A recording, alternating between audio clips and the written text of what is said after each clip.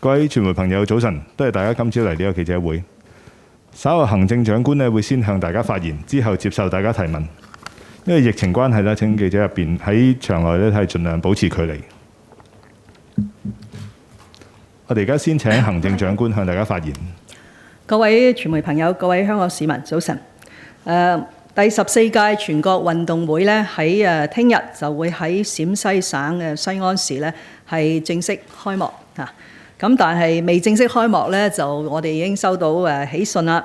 香港兩位單車運動員分別係李慧詩同埋梁家瑜咧，已經喺單車嘅項目為香港取得1金同埋1銅啊！咁我哋非常之高興嚇，亦都希望大家繼續為香港運動員打氣。今次香港係派出一個龐大嘅代表團。一共有169名嘅運動員啦，同埋66位嘅工作人員同埋醫療嘅支援人員啊。咁參加嘅項目咧，一共係18個啊。事實上，自回歸以嚟咧，香港都一直有參加國家嘅全國運動會。今年應該係第7次咧係參加，而且個成績咧係令人鼓舞嘅。上一屆喺全國運動會裏邊，香港運動員攞到嘅成績咧係2金、7銀同埋7銅。嗱，今次嘅第14屆嘅全國運動會對香港嚟講咧有幾個特別嘅地方嘅。第一咧就係由於2020嘅東京奧運會係延遲咗1年。咁所以全運會係緊接住東京奧運會嚟到進行，而香港嘅運動員咧喺東京嘅奧運會係取得歷史以嚟最好嘅成績，係分別咧係有1金2銀同埋3銅。所以喺呢個嘅前提之下咧，我諗香港市民對於我哋嘅運動員咧都係充滿期盼，希望佢哋喺呢一屆嘅全運會裏邊咧，亦都係攞得好好嘅成績啊！不過我都必須要提出咧，其實有幾位嘅喺東京奧運攞牌嘅運動員咧，佢因為其他嘅安排咧，係並冇話出席呢一次嘅全運會。但係我哋對於其他運動員，特別係一啲新進年輕嘅運動員咧，都係充滿信心嘅。嗱，第二個咧就由於喺東京奧運裏邊，由特區政府斥資，我哋購入咗呢個轉播權，免費俾所有嘅商業電視台轉播啊。咁就令到全城咧係有一個非常之熱熾嘅體奧運啊，同埋支持體育嘅氣氛啊。咁所以去到而家舉辦全國運動會咧，我相信市民都希望能夠睇得到。事實上，琴日當我哋知道李慧詩將會喺下晝大概4點幾就係參加決賽去爭取金牌嘅時候，好多人咧都問喺邊度有得睇呢一場李慧詩嘅金牌戰嚇。咁但係由於全國運動會都未正式開幕，咁所以我哋安排咗嘅轉播嘅權咧係未能夠可以發揮到佢嘅作用啦。咁但係可以喺呢度好高興同大家講咧，係經過中央廣播電視總台即係 CCTV 嘅協助咧，係免費授權咗俾香港電台。另外，亦都會授權俾一啲商業嘅電視台咧，係轉播第14屆嘅全國運動會。香港電台嘅轉播工作咧，將會喺由9月15日一直到9月27日進行。佢稍後亦都會轉播殘疾人運動會暨特殊奧林匹克運動會，呢個係將會喺10月22日到10月29日嚟到去進行嘅。早前香港電台喺東京嘅殘奧嘅直播嘅工作咧，係做得非常之唔錯嗱，所以吸取咗轉播東京殘奧嘅經驗，亦都當時係好近距離咁咧，去緊貼住喺東京殘奧嘅賽事，相信對於港台今次轉播全國運動會咧，係一個非常之好嘅經驗啦。咁所以港台咧就會直播聽日嘅開幕禮啦，亦都會直播閉幕禮。然後喺期間咧，佢哋每一日都會係直播唔同嘅賽事。咁將會喺邊度睇得到咧？就係港台電視32台啦，港台嘅網頁、港台嘅手機程式 Screen 就同步播放嘅。而且好似殘奧一樣咧，係配以即時嘅手語傳譯啊！正如我頭先所講啦，我知道另一家嘅商業電視台都係攞到呢個嚟自中央廣播電視總台嘅播映權，咁但係佢嘅播映嘅情況咧，就由佢哋自己向市民有交代啦。第三個意義咧，當然係因為喺今屆嘅全國運動會之後，4年之後嘅2025年嘅第15屆全國運動會咧，就國務院已經同意咗由粵港澳三地嚟到去聯合承辦，咁所以就對我哋嘅意義更加重大啦。亦都因為呢個原因呢，我將會親自出席全國運動會嘅閉幕禮。咁據說當日咧都會有一個授旗儀式，即係將承辦全國運動會嘅旗幟咧，就係由陝西省咧係交俾粵港澳三地。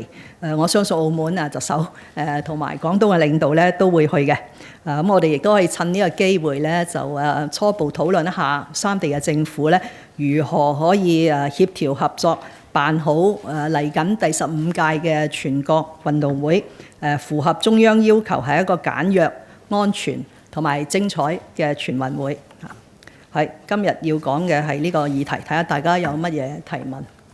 而家係提問時間，請希望提問記者先舉手，嗌對之後咧，先介紹你嘅傳媒機構，然之後用我哋俾你嘅咪發問。後排戴眼鏡嗰位記者。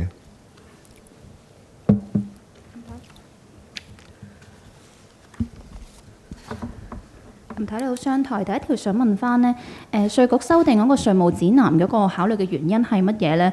因為資深大律師湯家驊都有講話，即係其實而家都有規管話，即係慈善團體其實都唔可以參加政治活動。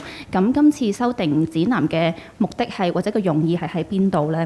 第二就係林太，你係咪有意分拆運房局同埋重組政策局咧？如果係嘅話，咁其實係咪為咗連任去做準備咧？第三就係見到澳門嗰個立法會選舉咧，其實嗰個投票率都偏低啦。你係咪預期即係我哋年底舉行嘅選舉都會有同樣嘅狀況咧？唔該。三個問題。第一咧就關於稅務局去修訂佢個稅務指南，清楚説明獲得係稅務條例第88條嘅註冊登記，成為一個可以豁免稅項嘅慈善團體咧。而家係佢哋係講得清晰嘅。如果呢啲團體咧係佢涉及有一啲危害國家安全嘅行為咧，咁當然咧就唔會被接納咧嚟到去註冊或者俾佢呢個批准成為第88條啦。正如你剛才引述咧，一向作為一個慈善團體要享有呢啲稅務嘅豁免，都肯定係不能夠進行違法嘅行為嚇。咁亦都應該係按住個指引咧，不能夠進行政治性嘅行為。咁但係點解要喺呢個時候咧，再將佢清晰化咧？就係因為我哋有咗國家安全法，大家都記得啦。國家安全法嘅要求咧，唔單止係懲處危害國家安全行為嘅人士，亦都包括有防範同埋制止啊。咁防範嘅目標點樣能夠達至咧？第一就係等所有人團體好、個人好都知道乜嘢嘢做得，乜嘢嘢唔做得啊。咁所以往時如果講得唔清楚，或啲人知道得唔透徹嘅咧，我哋係有責任去做呢個工作嘅。呢個亦都係國安法第9條對於特區嘅要求。第9條係話香港特別行政區咧係應該加強維護國家安全同埋防範恐怖活動嘅工作。對於學校、社會團體、媒體、網絡等涉及國家安全嘅事宜，特區政府應當採取必要措施，加強宣傳、指導、監督同埋管理。咁所以慈善團體肯定係屬於社會團體啦。咁稅局係一個監管、指導、督導嘅部門。咁所以今次嘅工作咧係符合國安法第9條對於特區政府以至每一個部門嘅要求。我相信日後其他嘅部門喺佢日常工作裏邊咧，要重新檢視而作出呢一種嘅宣傳、指導同埋監督嘅工作。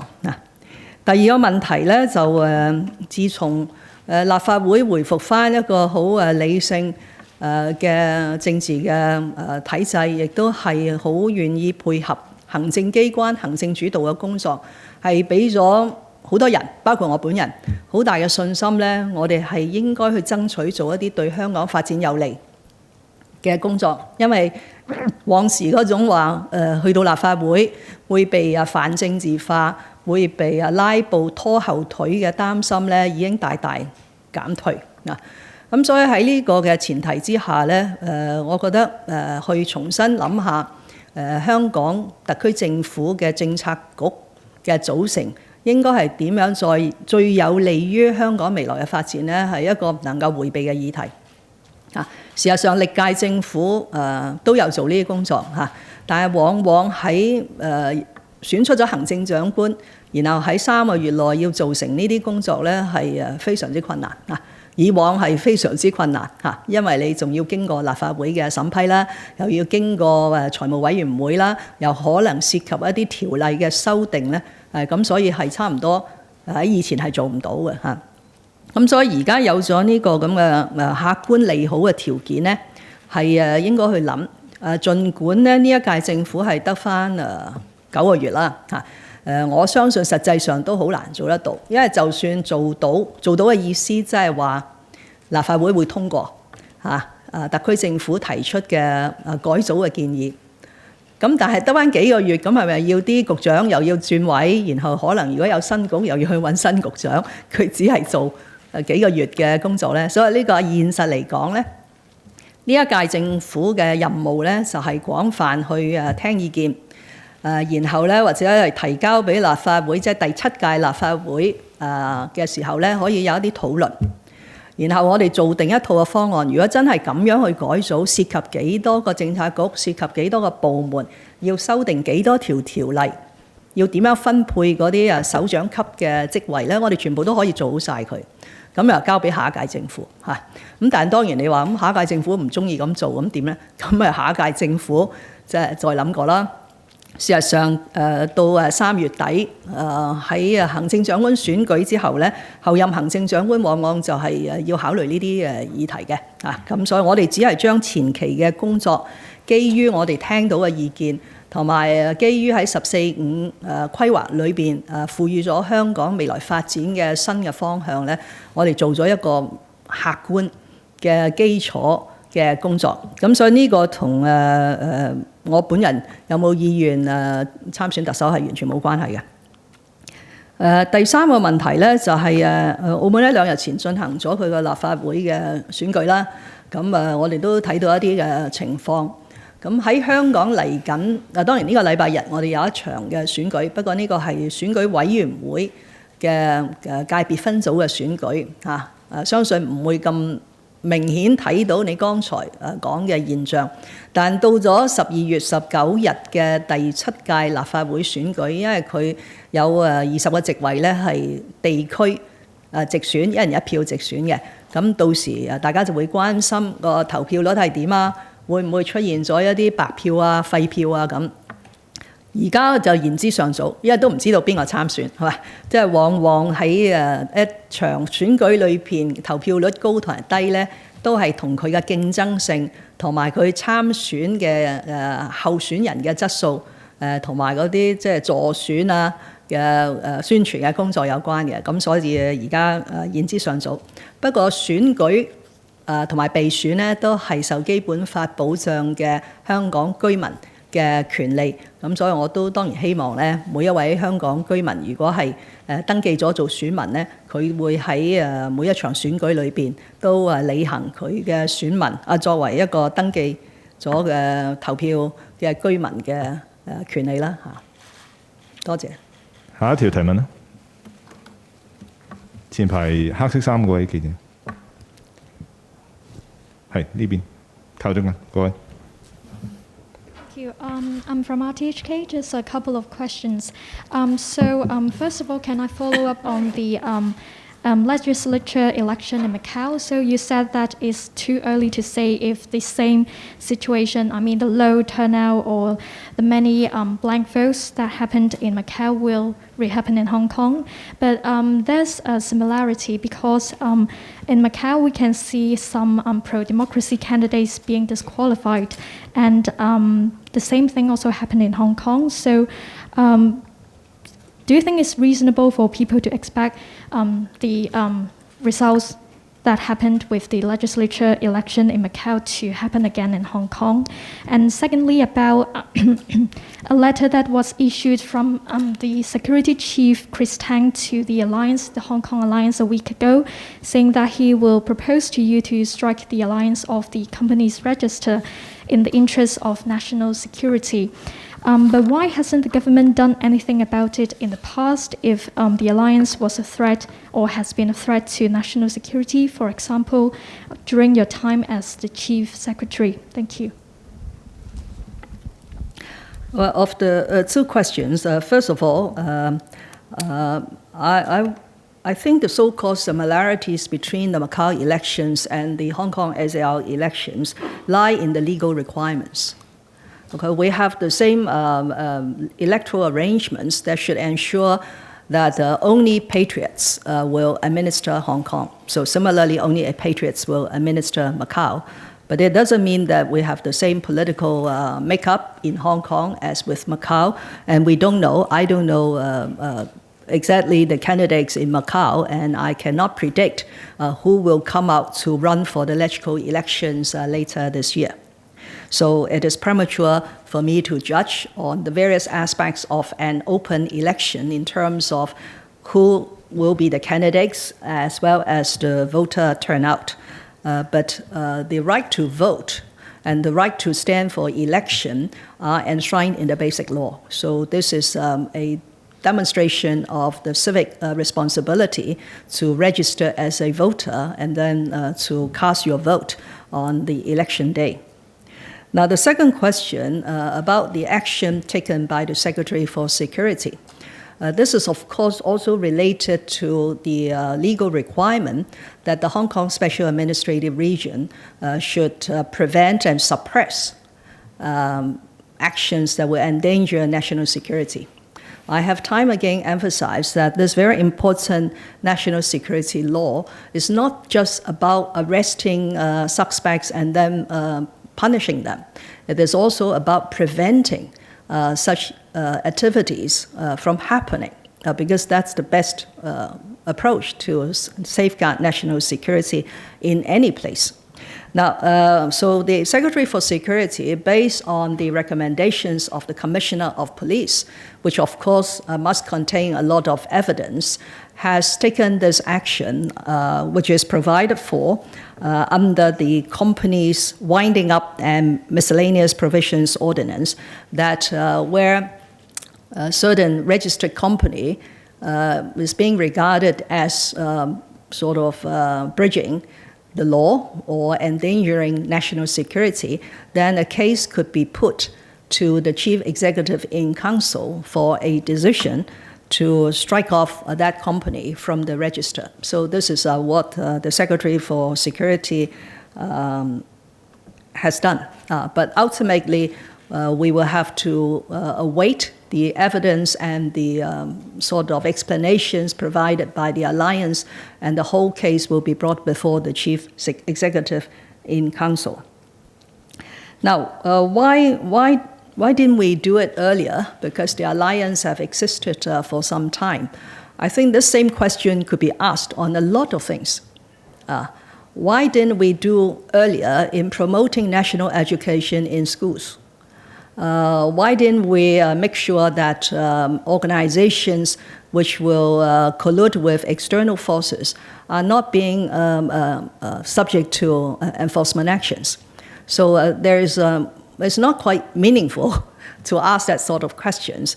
But let's face the reality is after an unprecedented period of social unrest and riots endangering national security, we are now in a very good position with the support of the national security law and the capability under the law given to the enforcement departments, including the police and the government prosecutors.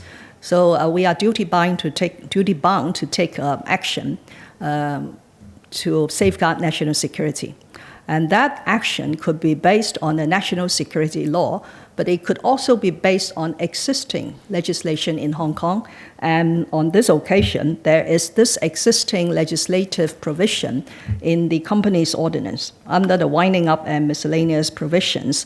I think it is section 360C of this piece of law. So the law enforcement body, in this case the Secretary for Security and the Commissioner of Police, have to dutifully discharge their responsibility. 今日最後一條，前排白色衫嗰位女記者。林太早晨啦 ，TV 嘅想問一問咧，就係上個禮拜咧，你有傾過會有一啲專家對接去傾通關嘅計劃啦。想問下個詳情係點？即係開始咗未啊？會係香港由咩專家去傾啊？同埋想問一問咧，就係健康碼嘅方面咧，即係中央有冇提出過要求係需要去籌備咧？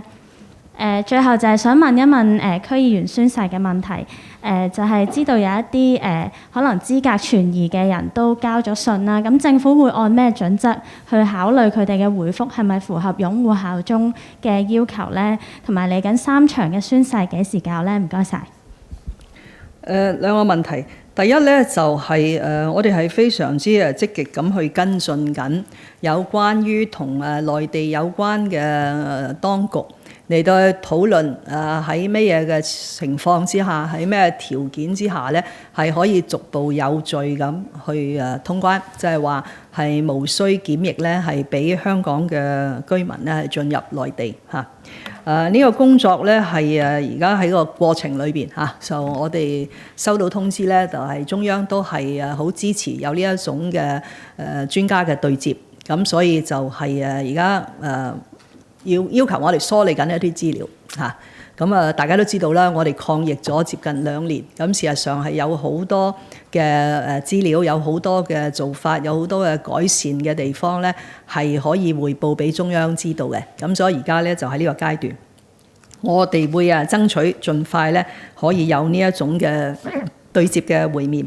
到今日為止，中央並冇為呢個通關定下咗啲客觀嘅具體嘅條件。咁我相信都係要先對接咗咧，然後先至可以談呢啲具體客觀嘅條件包括你提嘅健康碼嘅問題。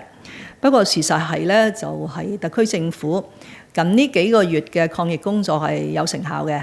我哋即係最後嘅一個本地嘅個案係8月中啦嚇，8月17啦，咁距離而家都整整1個月嚇。而我哋嘅外防輸入，儘管有人認為係好嚴格，但係亦都係發揮咗佢嘅作用。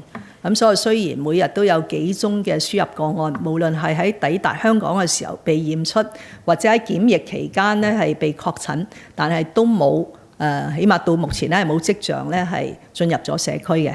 咁呢個係一個好嘅基礎咧，可以同中央傾因為我哋事實擺喺眼前，真係做得唔錯啊嚇。咁所以又有咁強烈嘅市民嘅訴求咁所以希望咧就我哋盡快有呢個專家嘅對接啦。